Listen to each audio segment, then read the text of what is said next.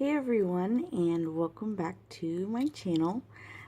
Today I'm going to be showing you how I did some of the artwork that I did this past weekend actually. I got into my toned tan.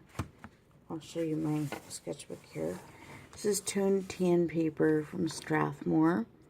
This is one of the smaller sketchbooks that I have. I don't have a lot of sketchbooks, actually. This is just one of the few that I have that I carry around with me. And so I did a couple of pieces this weekend that everybody really liked, and everybody really wanted to see how I did these. So, I wanted to show you today. This is one of them. This is another one. We have our little eggs, I guess you could say, eggy rock things.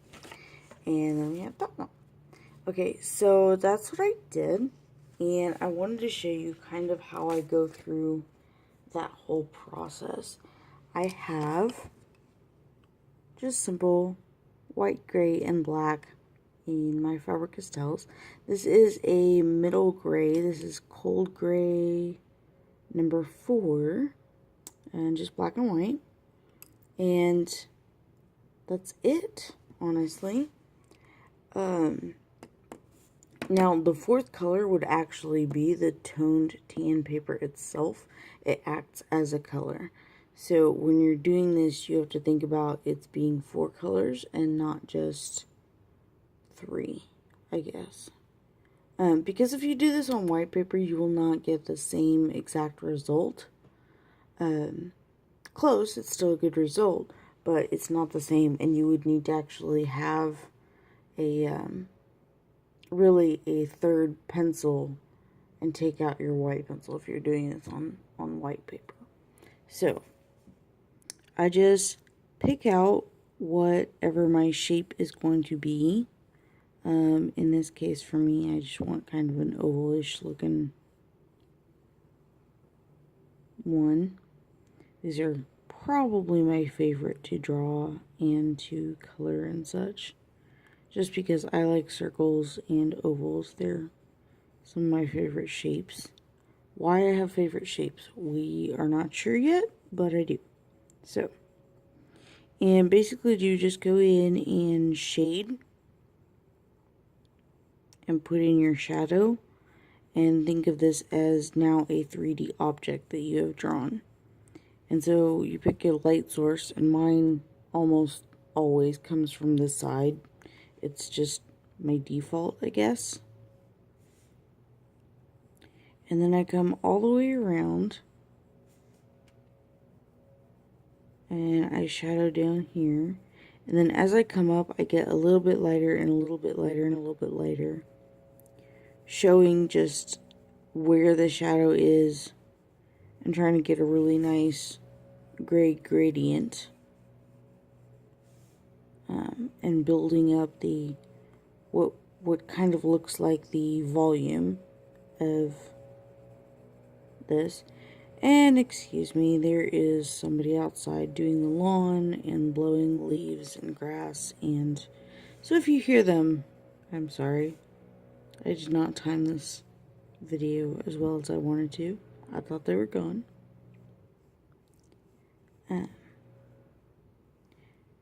And that's where I do it. And like I said, the tan paper itself acts as that second color. Or it acts as a 4th color in the whole scheme of things. And then I go back in and I often try and kind of sharpen up the edges over here. Make it darker as the shadow goes down around the side of my little stone here.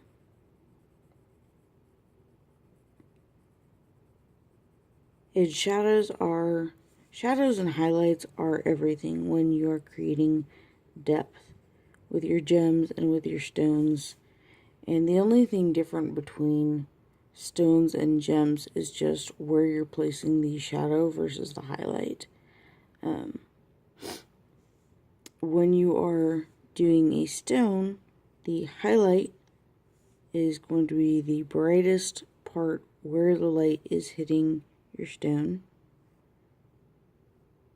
And for us, that's going to be up here.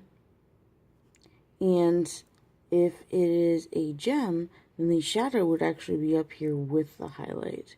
You'd have the shadow, or if you were doing it like this, you would add the highlight right on top of it in order for it to look like the light was coming in from here and reflecting out towards you here. But since we're doing little stones, this is how I do it. And then I come in with my white pencil and just kind of show you that this is pulling it up some more. And the light is up here, touching the stone. Go really light up here, kind of bringing it down. Again, you're seeing that the toned tan paper itself is this other color, which is awesome. This is a little too much. And then just kind of bring up my highlight here, following the general curve of the outline, which would show the shape of my stone. I think the strongest highlight is going to be right up here. That's just kind of what I'm doing. And the toned tan paper I find has a really, really great tooth for colored pencils. It does take a little bit of work to get a solid coverage if that's what you want. I don't like super solid coverage on toned tan paper because I like the mixed look I get when I'm leaving some of it open.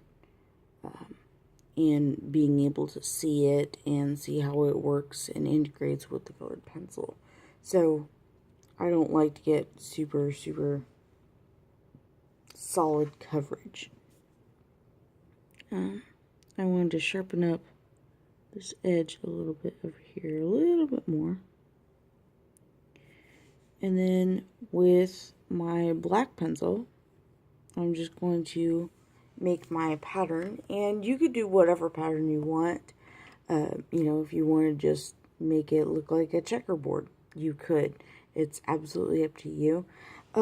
Something to think about when you're doing gemstones, when you're doing stones of any kind, like, is to help show that they have shape and they're not flat on the paper. I don't recommend straight lines. Just because of the fact that if you've got a shape, you're almost never going to see a straight line across a rounded object. Because if you have a straight line, unless you're looking directly at that line, like dead on, it's not going to look straight. Pretty much no matter what you do. So, if you did want to do straight lines, I would curve them like with your object. Personally, I have like a little doodle type style that I do where I kind of fill in lines like this. And I'm not really sure where it comes from. This is just how I've done it for as long as I can honestly remember doing stuff like this. And I just doodle all over it. The thing I like to put about the highlight going first is that when you go over it with black pencil, it starts going gray.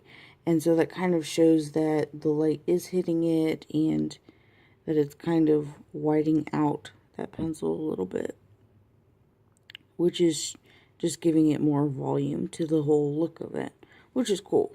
So I'm all for it. So this is what I do. I just do these like crazy lines like everywhere and intersect them and whatnot. And I don't know, it's one of my favorite things to do, because I just think it has the coolest looking effect.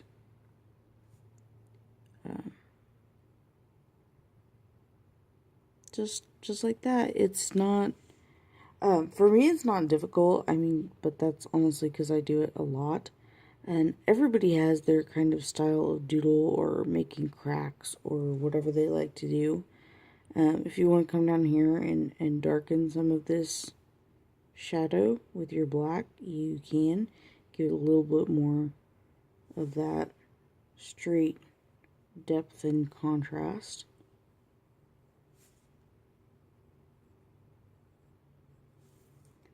And that is pretty much how I do it. If you want to take your pencil, your white one, and go over some of these lines up here in your highlight to just white it out a little bit more and show that the light's hitting this up here, you can.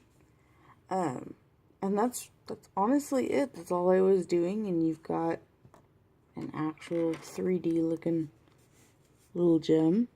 You can always go back in here and get some more depth, more coverage down here in your shadow if you want to create, you know, more of a 3D feeling, make it feel like it pulls even more out of the page.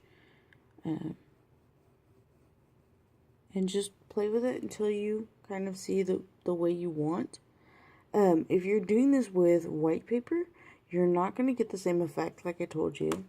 I did a little one over here, and it's just not quite the same.